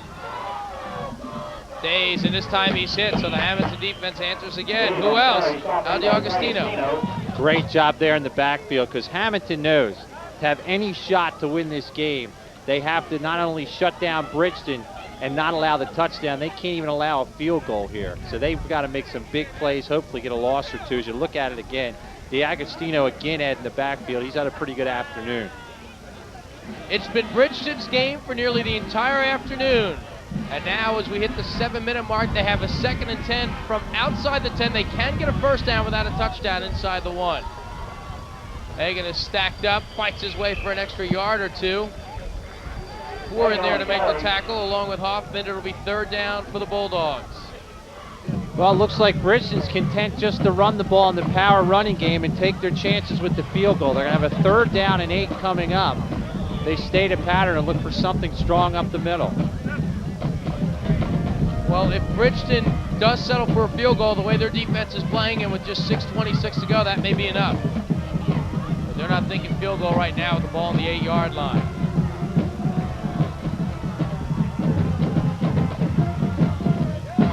And it'll be Cruz on the keeper. Under pressure, does a nice job to avoid the sack. Penalty flag comes down as Cruz is taken down at the 5.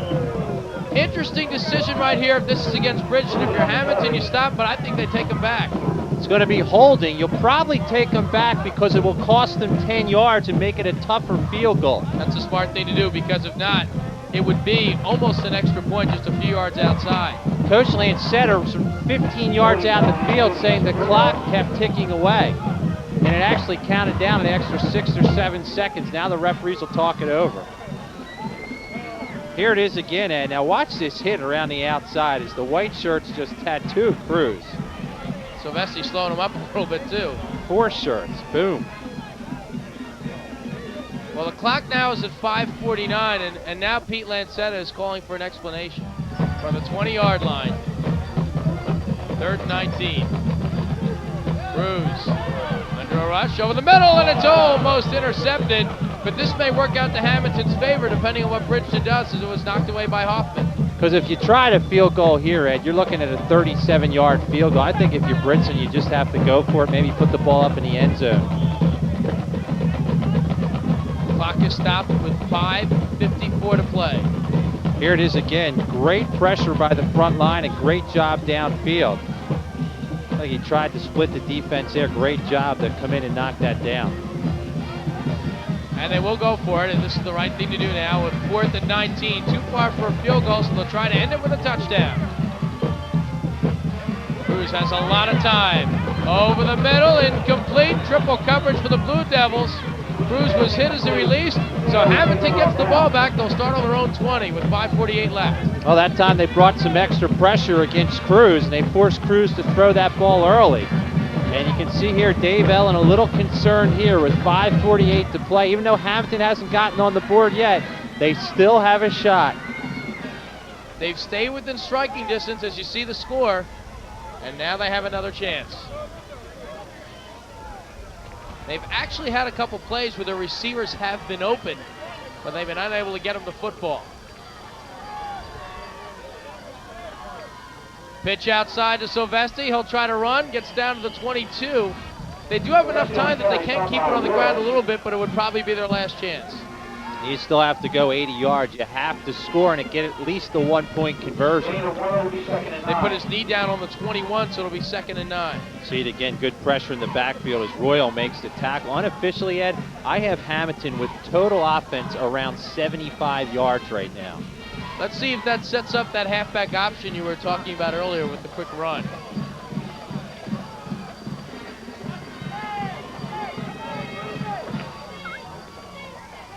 Patrick will go back to pass. Here comes the rush, far side. He just gets it away, incomplete, as our head official takes a tumble as well. So the incomplete pass will bring up a 3rd and 9. The question there is, do you give the official half of that attempted sack there as he got right in the middle, but a heads-up job by Pagic to get rid of that ball. Incredible pressure by Bridgeton. And with all the talk about Bridgeton's offensive playmakers, we see why they play outstanding defense this year. In fact, they've only given up double figures in points 3 times the entire season. They also have 4 shutouts on the year.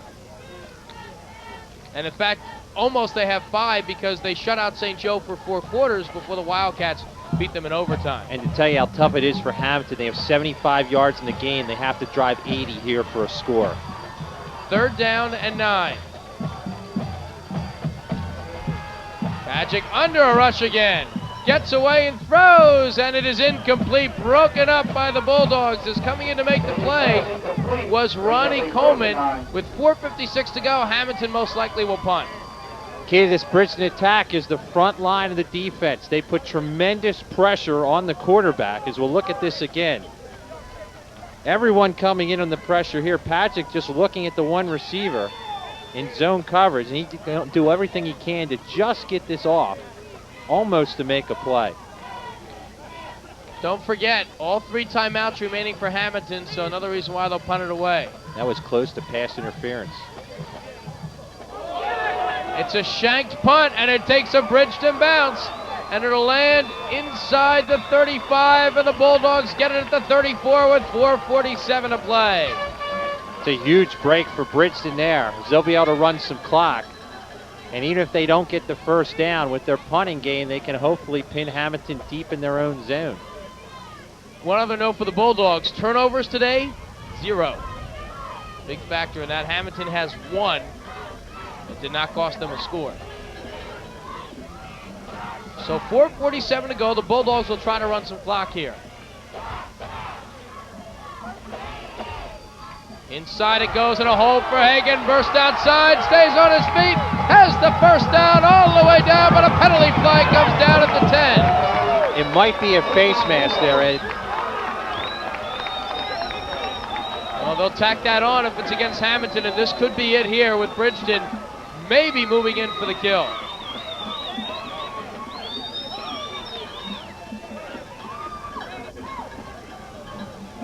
There is Cruz, who handed the ball off. Let's see. It is a face mask, Ed.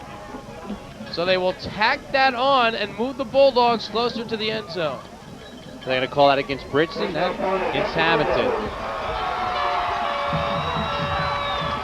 And that might have been the old straw that broke the camel's back there, Ed, because they get the big run around the corner by Hagan, and then the penalty really puts Hammonton with their backs against the wall.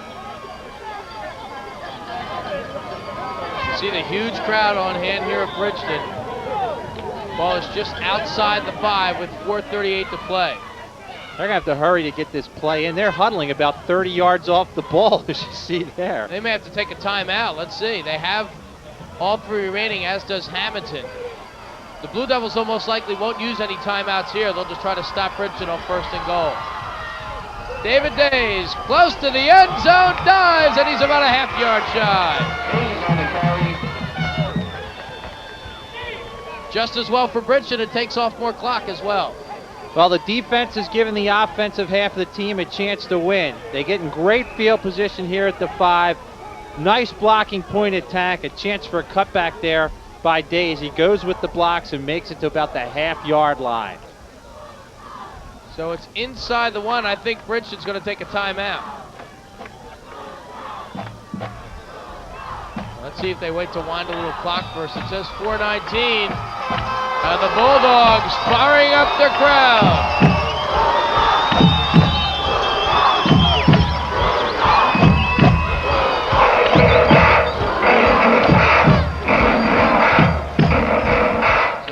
You're almost at miracle status right now if you're Hammonton. You can see the coach there just trying to inspire the kids and get them to shoot some gaps and make something happen.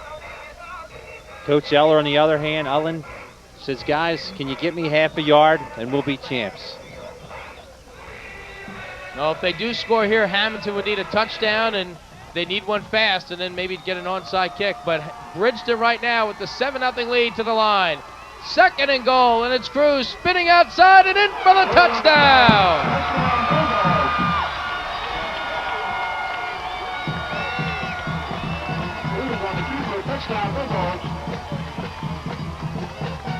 Great individual effort for the team leader, Ed Cruz. Quarterback keeper all the way.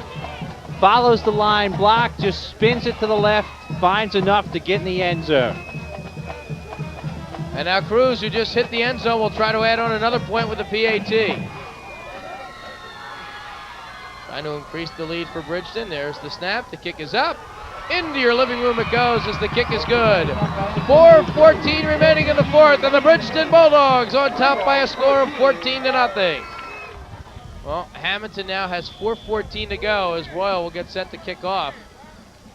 It's a line drive kick that Silvestri will take at the 15. Silvestri with a little bit of room and now uses extra effort to get across the 30 to about the 33. So Hammonton needs a quick strike, trailing 14-0. And even when they go back in passing formation, Bridgeton's been all over them with the pressure. Well, Bridgeton, Tad, you saw them a couple years ago winning the championship here against Gloucester, and they did it with defense then. Yeah, that was a huge defensive effort that day. And again, the defense led to the offense scoring, and that's what's happened here today. So it would be their second title in 3 years if they can capture the crowd. Hammonton, though, will take another gasp here. Well, that's been the story. The defense. Pagic again under a rush. He's hit as he throws. It's incomplete. The Bridgeton front line, and now we get a penalty flag down. Has put pressure on all day. This might be a late hit. They're going to call this intentional grounding, Ed, as Winrow came in and put out the pressure. Pagic, to the referee's discretion, threw the ball away, and that's what drew the penalty. So this will be a loss of down and yardage. This is the referee's judgment. The judgment here is if you're Pagic, are you throwing the football and because you were hit, the ball is off target, or are you trying to throw it away? There's the signal. I mean, the referee is right there. He's within 5 yards of the play. You can see lost it down. Here it is again, and you'll see the pressure comes right up the middle of the field. And scrambling the far side is Pagic. Now he's throwing before the contact comes in, and there is a receiver in the area. It's a tough call. Again, it's a judgment call for the official. So that makes it a 2nd and 25 now for Hammonton, and they pretty much do need a miracle. Pagic under a rush again. They set up the screen, and Mazzio's got room outside. Gets across the 30 to the 40 and is close to a first down. But the clock ticks. 3:45 and counting. It looks like they'll mark him about a yard shy, but a big play. Huge play on the screen as Bridgeton sent everybody was coming on the blitz here, and the best way to counteract that again is the screen. They do a good job here, and the unfortunate thing about Bridgeton is their speed. This play is wide open. There's nobody between Mazzio and the end zone, but great recovery speed for Bridgeton shuts it down. The nose tackle, Hagan comes back to make the play. 3rd down and 1, Hammonton, 3:15 to go. They might just try and move the chains here, and they will with Silvestri. He's got the first down, and he breaks through near to about the 48. So they'll move the chains with 3:09 to go. Well, Silvestri unofficially had now 25 yards and 11 carries. Bridgeton's done a great job of shutting him down. Well, Dave Ellen, what were his keys to the game? Who do you stop? Silvestri, Silvestri, Silvestri. He's done that. And now they'll wind it down with 3 minutes to go. And this may have been his biggest run of the afternoon here. Just a great job to read and react. A nice tackle by Royal there. From the 48-yard line of Hammonton. 1st and 10 for the Blue Devils. Pagic will throw again. Once again under pressure, going outside. Gets by 2 men, throws, and it's incomplete. This time there is no flag on the play as the clock is down to 2:41. Boy, Pagic's going to be seeing red shirts in his dreams tonight. They have been all over him. He's had next to no time to throw. Great pressure again from the weak side as Pagic's looking down the field. The last second, he's just able to get this off. To whom? That actually looked like more of intentional grounding than the last one. 2:41 to go. 2nd down and 10 for Hammonton. They'll go for the onside kick if they're somehow able to get a touchdown, because even with 3 timeouts, not enough time left. But they have to hurry, and it's easier said than done against this Bridgeton defense.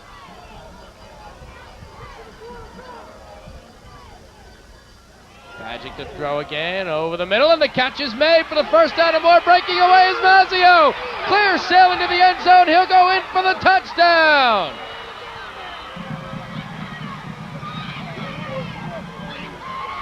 Stranger things have happened in championship football games. They get the great catch by Mazzio, And a big-time block by Christopher Hoffman, who knocked 2 Bulldogs right out of the play.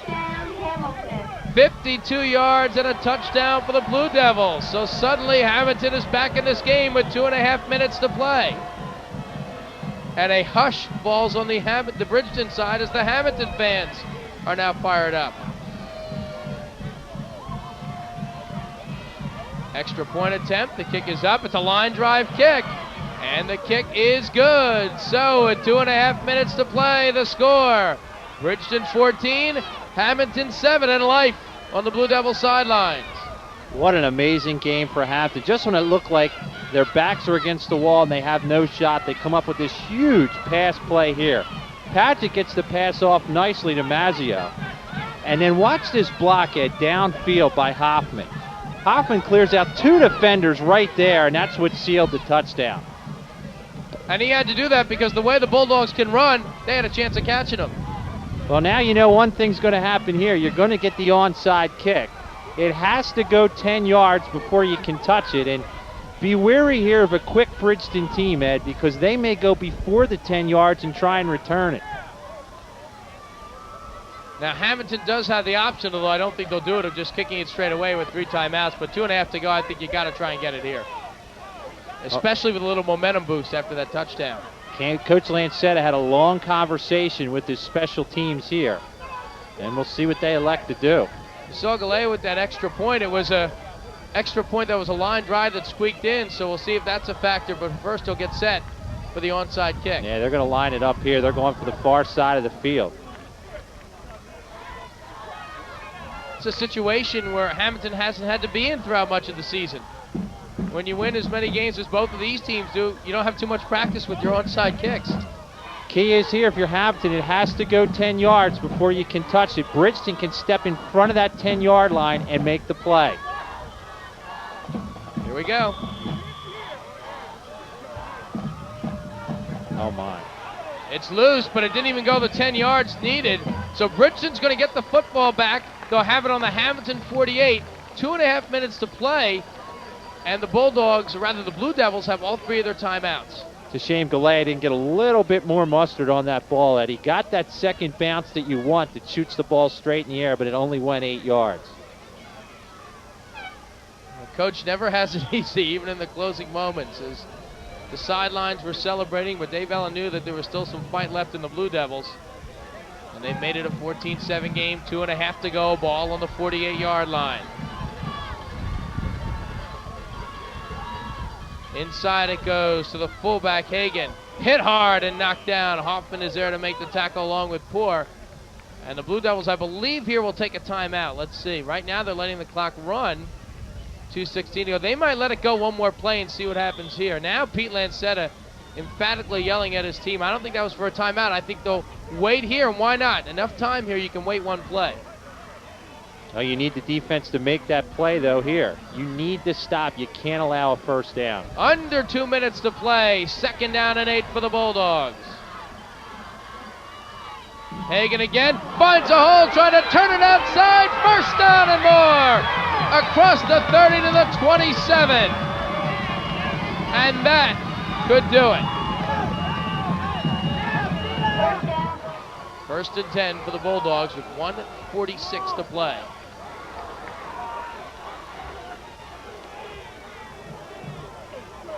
Days runs into Silvesti, crosses the 25 to the 24, pickup of about 3. And I'm wondering to see if Hammonton's going to use a timeout. Right now they are not. Unofficially, we do not know how many timeouts Hammonton has remaining. 2nd down and 7, clock ticking away, 1:20 and counting at the play. We originally heard they had 3, but now we get an indication up here they may only have 1 left, which means they have to wait.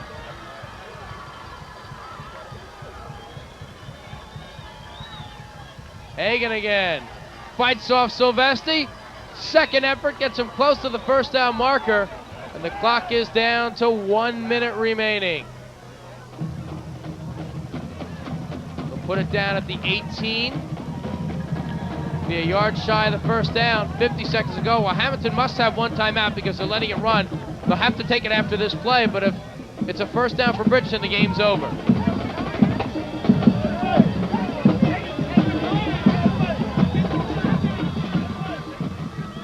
Cruz, up the middle, first down and more. And that'll seal it for the Bulldogs with 31 seconds left.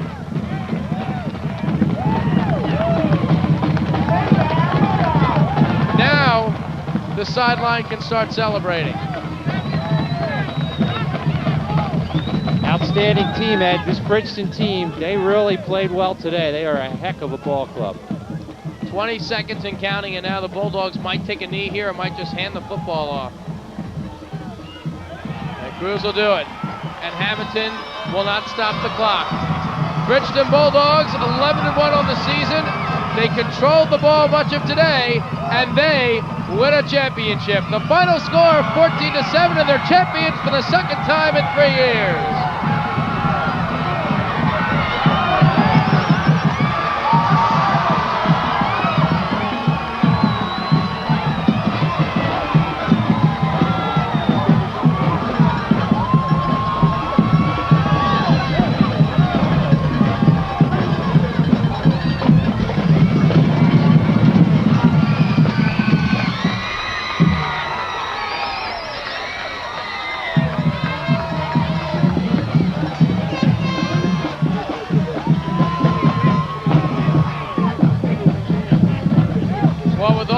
To Hammonton, who played well, Tad, the Bridgeton Bulldogs certainly deserve it. So defense, Ed, the defense was unbelievable today. Holding Hammonton to just a little more than 100 yards of offense in this game, and just a superior defensive performance today for Bridgeton. Saw Dave Ellen first. He shook hands with Pete Lancetta, now talking to the rest of the Hammonton assistants. A respectful division rivalry between these two. To the greatest football team in Bridgeton High School's history.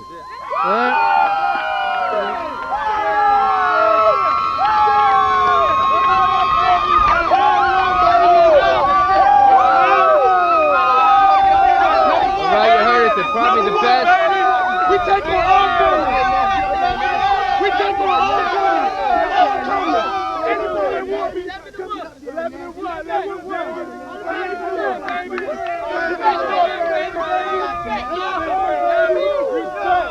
All right, you heard it, Ed. You heard it, Tad. Probably the best football team in Bridgeton history. I'm here with the head coach, Dave Ellen, and talk about your team. How good is this team? It's a great team. It's I guess it's the best in school history right now. It's unbelievable. We wouldn't have gotten here. All the hard work my coaching staff put in. Coach Joe Tacklitz, Coach Terrence Johnson, Coach Danny Busnardo, Coach BJ Amarillo, Coach Jim Crilly, Coach Phil Lehman.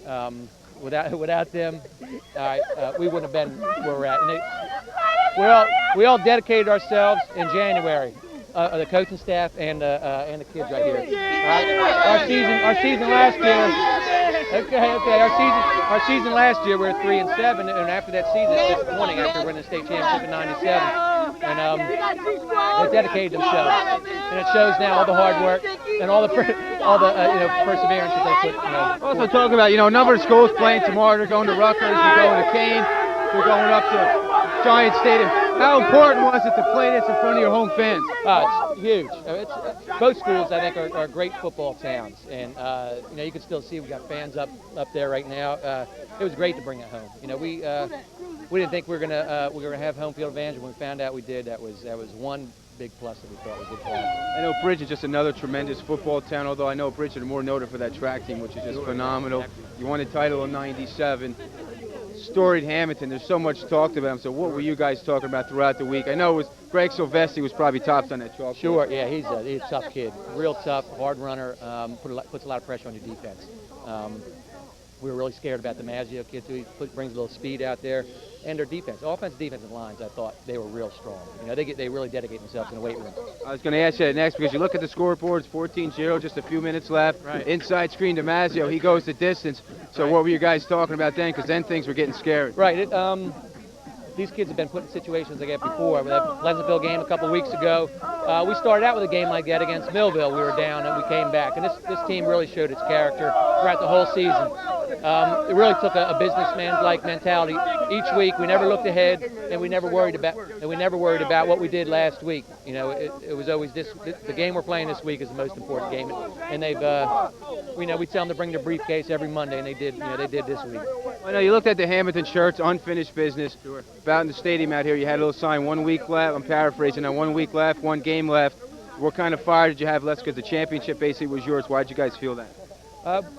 We've been, like I said before, we just felt like that the whole season.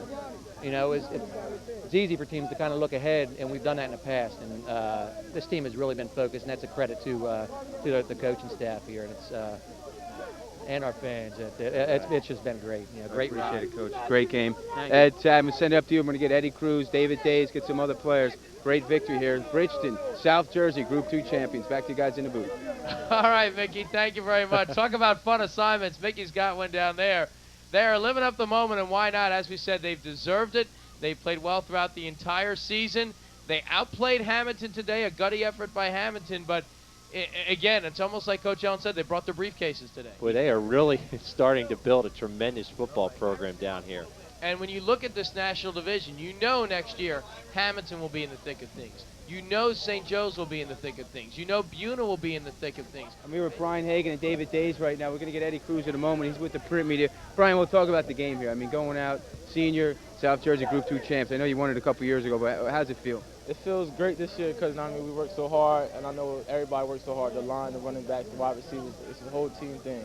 Everybody worked so hard. It feels great. Well, talk about the end of the game. Mazzio, I talked about with Coach, that inside screen. He puts it in. They stop you 3 and out. They get a chance again, but then you broke that big run for that big first down. It turned out to be the clincher. Talk about the run for us. My team, they wanted it as much as I wanted it, so I just felt that I had to run harder than I usually do. And everything just happened. It just happened the way that the coaches told us. And it's my line right here. It's my line right here. It's my line right here.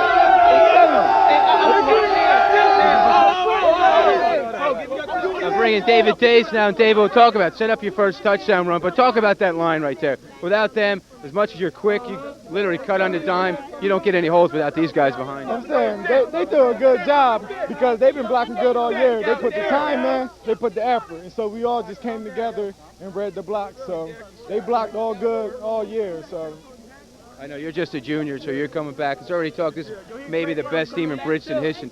You know, they had their shirts over there, unfinished business. You guys had that sign out front. The championships was there essentially for your taking, and you guys really handled them today. yeah, we just came out basically to get our respect because when we came in this season, ain't nobody give us our respect, so we just came to shock the world. So we just saw Eddie Cruz. Let's bring in one of the offensive linemen right now. Talk about it. Yo, we came, we saw, we conquered. Number 77, look at it, baby. What kind of questions you got to ask me? Well, talk about the defensive line, because we're coming in. The offensive line, yours, had to stop their defensive line. Talk about what you guys did out there to stop them. Shut them down. Shut them down. You got 315 right here. I'm pushing them everywhere, you know what I'm saying?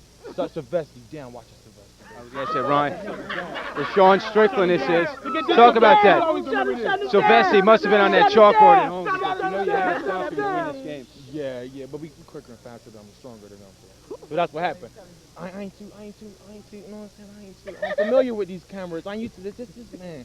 I mean, what's it like to block for an Eddie Cruz, block for a David Days, a Brian Hagan? I mean, because you open a hole for these guys. It's feel good because, you know what I'm saying, we seniors too, man. It feel good. Where that trophy at? We should that thing on TV. I'm telling you who should be interviewing. Get him too. Get him right there. Let my man come in here. All right, let's bring him in. Bring in Brian Colvin now. You see him hugging again. Brian, talk about it. What it's like to play for this Bridgeton Bulldog team, especially Coach Allen. You got Eddie Cruz out there. I love playing for these guys. It's my second state championship starting, and it's my twin brother Kevin. He's been blocking the same side for 3 years now. 4 years, freshman too. All right, so you're going out as a senior with a championship. Must feel tremendous. Feels great. I don't know what to say. I'm just happy.